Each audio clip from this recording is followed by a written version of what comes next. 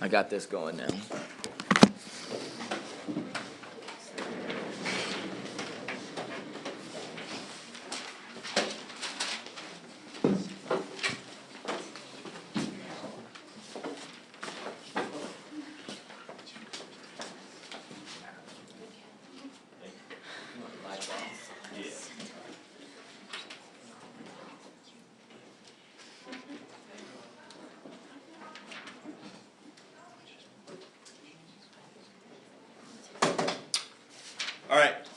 So today we're just going to expound a little bit upon the experimental research method. You guys kind of introduced the topic.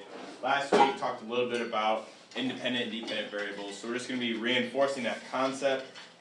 And in all honesty, there's not a whole lot to talk about in regard to the experimental research method because it's very broad. There's not very many things that distinguish it, but rather it's more of this practice that can be utilized across all of the scientific domains. Okay? So it's not going to be, we're not going to go too much, it's not going to be a very long little mini lecture. But essentially the point behind experiments, the point behind research, is that you're trying to answer a question. Okay, and this is true of research, whether it be scientific research, whether it be historical research, anatomy and physiology research. No matter what the discipline is, all research begins with a question. Right? You as the person, you come up with this question, why does this happen? How does this happen? Where does this happen? And then you design your experiment to answer that question. It's a way of testing a hypothesis. Okay? And you utilize that question to formulate your hypothesis. Now the way that I learned it, a hypothesis is an if-then statement. Okay, so if something happens, then something else will happen. So when we go over the variables, I'm just going to use this an example of, let's say we want to test whether caffeine makes us more alert in the morning. Okay, so our hypothesis would be if I consume caffeine, then I will be more energetic. Right? The independent variable being the caffeine is the if part. If I take the caffeine, then the dependent variable, then I will be more energetic. Right? We're changing the level of caffeine to determine the level of energy. And then once you have your hypothesis, your if-then statement, then you can perform the experiment. And the experiment is designed to confirm or not confirm the hypothesis. Right? You can either validate or void your original hypothesis, your original if-then statement. And all of these experiments, all this research is going to follow the scientific method that is very, with the steps where you have a hypothesis, your experiment, you analyze your data, and then you create a report, right? You report your findings to the world, you say this is what I found, other people go ahead and test me on this because your research and your experiment must be, it has to have the ability to be replicated, right? It has to be other people after you have to be able to replicate the steps to either confirm your findings or challenge your findings. Now the components of an experiment, the components of this method, the first one would be the hypothesis, right? This is your starting point. You're utilizing that question, the thing you're trying to seek out to formulate your hypothesis, your if-then statement. Okay, if being the independent variable, then being the dependent variable. And then once you have your hypothesis, it's time to determine what you're going to be changing, what you're going to be manipulating, right? And then conversely, what you're going to be measuring. So are we pretty good with the difference between an independent and a dependent variable? Right? Can somebody just share with us how they view an independent and dependent variable, how they define these concepts?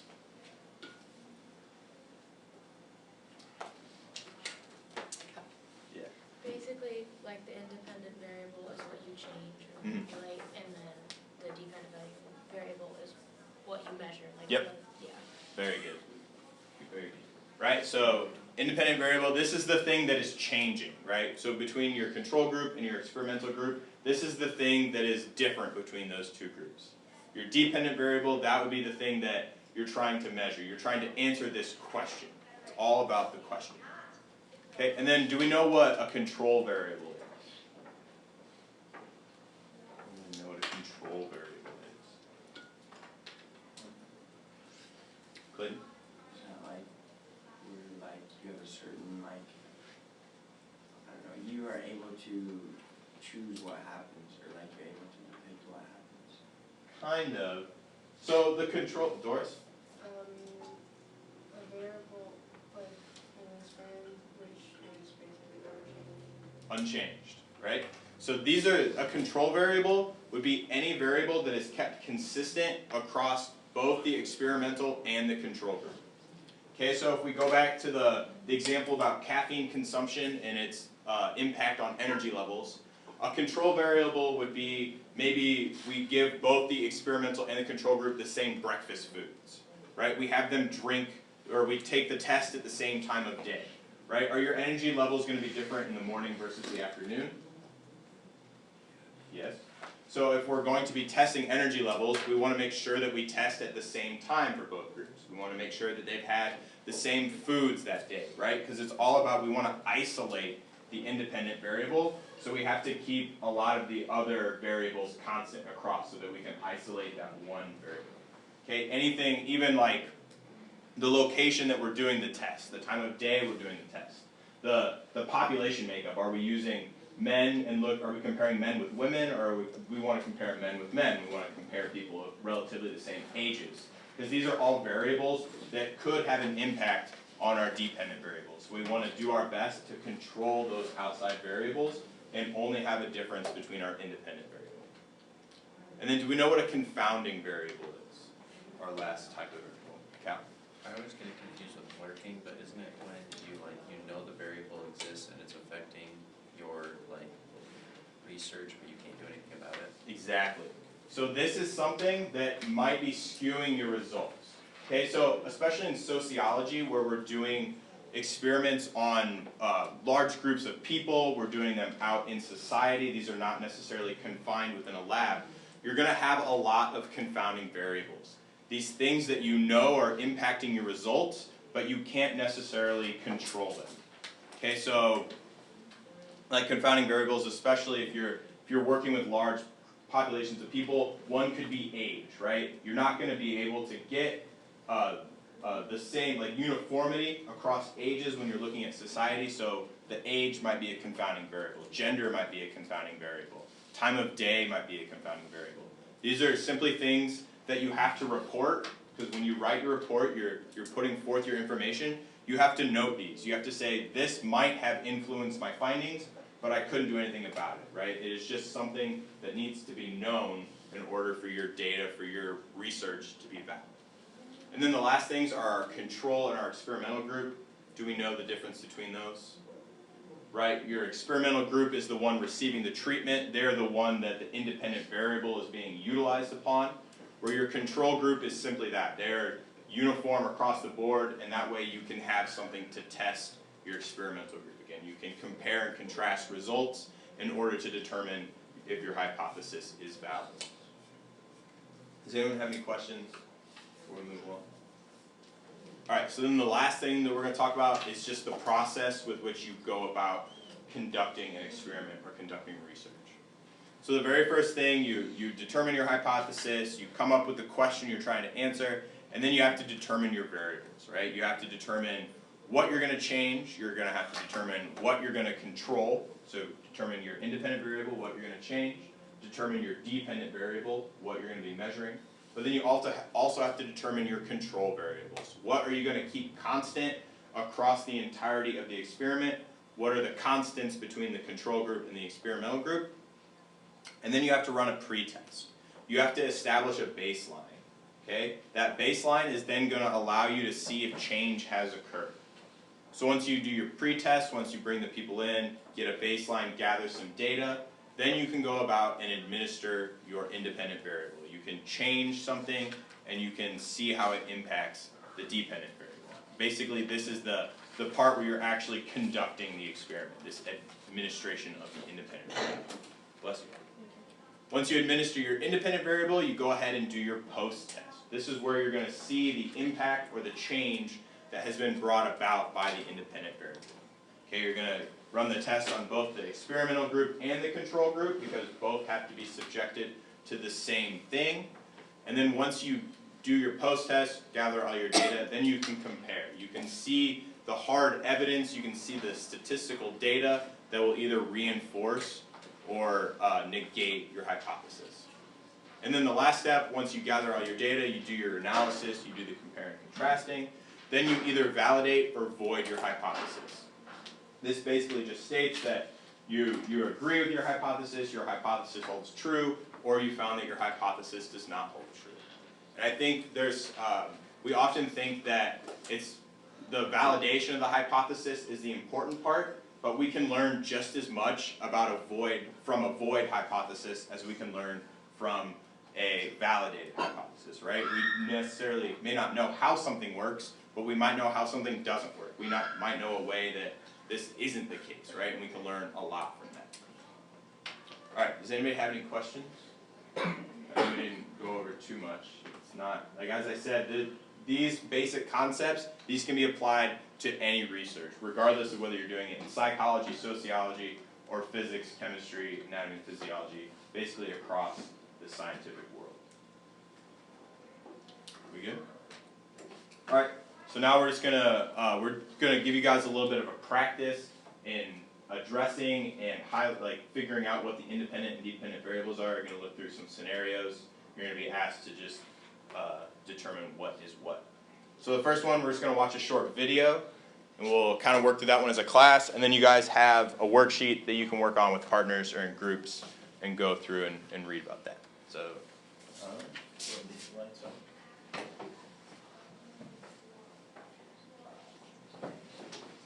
Alright, so this first one is an experiment they ran in London, and it's looking at the impact of the bystander effect. Okay, has anybody heard of the bystander effect? No. So the bystander effect is this principle or this theory that states if you have a large group of people, it's hard for them to initiate an action. So an example would be like if we're all walking down the street and we see a car crash, and I'm sitting there and I think, you know what, I'm not going to call 911 because somebody else in this group is going to do it, right? I think the person next to me is going to call 911. But then they're having the same thought process. They're saying, I'm not going to call 911, somebody else here surely will do it. And if everybody has that mindset, what ends up happening? No one calls 911, right? Or so no one helps. It's because we are in this public arena, we're with other people, and we pass the buck. We assume someone else will take care of it. So that's what this social experiment is looking at. So as we're watching this, see if you can identify the independent and the dependent variables. Sound good? Place like this street in New York City, if you were unfortunate enough to be the victim of a crime or taken ill unexpectedly, you might think that surrounded by all these people, someone would intervene. After all, isn't there safety in numbers? Psychologists say no. Research suggests that often a victim is less likely to receive assistance when surrounded by a group rather than a single bystander. When people are in a crowd, it's easier to pass the buck. It's what psychologists call the diffusion of responsibility. Liverpool Street Station in London, a busy thoroughfare for commuters. Unknown to these passers-by, Peter is an actor. As part of an experiment on bystander apathy, he's pretending to be ill. How long before he gets help?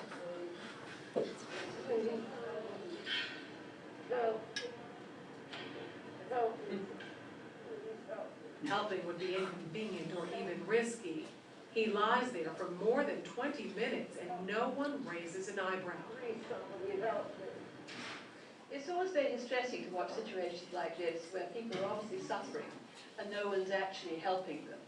But what we have here is two conflicting rules. One is the rule we ought to help, and the other is the rule that we ought to do what everybody else is doing. And here you have effectively a group of strangers who are exerting the pressure not to intervene, not to help. And it's very difficult to rebel. Ruth, another actor, takes Peter's place. How long before she receives help?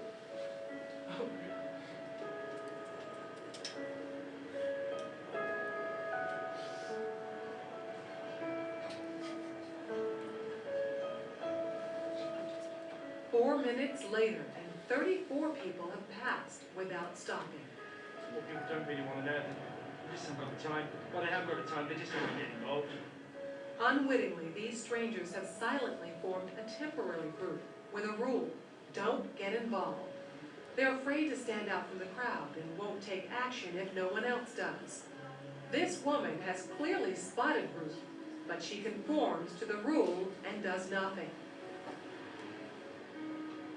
Watch what happens, though, when someone else helps. You alright?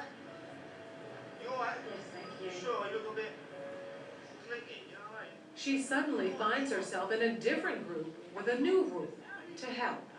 You want to sit up? You alright, yeah? Sure. First I thought she was dead. Then I sort of checked to see if she was breathing or not.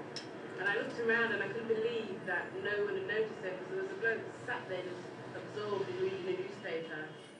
This time, Peter's dressed as a respectable gentleman. Now that his dress is in keeping with those around him, how long before he's rescued? Hey sir, how are you today? I'm alright. 6 seconds. She even calls him sir, and suddenly everyone's a good Samaritan. Do you suffer from epilepsy? No. Why you're lying on the floor in the rain? Because he's part of the right group. Everyone wants to help. I was just hate to be in this position of feeling ill, and nobody helping and walking. Alright, so were you guys able to determine what the independent variable they were testing was? I think there's probably 2. Yeah, Jenna? Well, they changed the gender of the person that was on ground, but they also changed the way he was dressed. Okay, so that would be the 2 independent variables, right? Looking at how gender impacts how people respond. So the first time when it was just the male, it was over 20 minutes that he sat there. The second time when it was a female, it was around 4 minutes, 4.5 minutes. So that would be one independent variable that they were testing. But then they also tested how the man looked. So the first time he was kind of dressed a little shabbily, and it took over 20 minutes. But then the second time they put him in a respectable suit and tie, and it was 6 seconds, right? So the independent variables would be what the gentleman was wearing, but then also the gender of the person lying there. Okay, what do we think? Did you guys identify one of the control variables? What was kept constant across all 3? Yeah, Clayton. They're all acting sick, so the way in which they were acting? Yeah. Where they were at, right? So that would be one of the really, really important control variables, right? We want to test at the same location, around the same time of day, with the same type of population, right? The same English business people, the same passersby. So those would all be really important control variables. So that way we can isolate and determine the impact of just the gender and the impact of just the clothing. Okay, sound good? Alright, so then now I'm going to go ahead and we're going to just pass out this handout. Thank you. Again, you guys can work in groups or in partners if you want. If you'd like to work on your own, that's fine as well. But once you get through, yeah, please. What would the dependent variable be? So the dependent variable would be the time in which it took someone to help.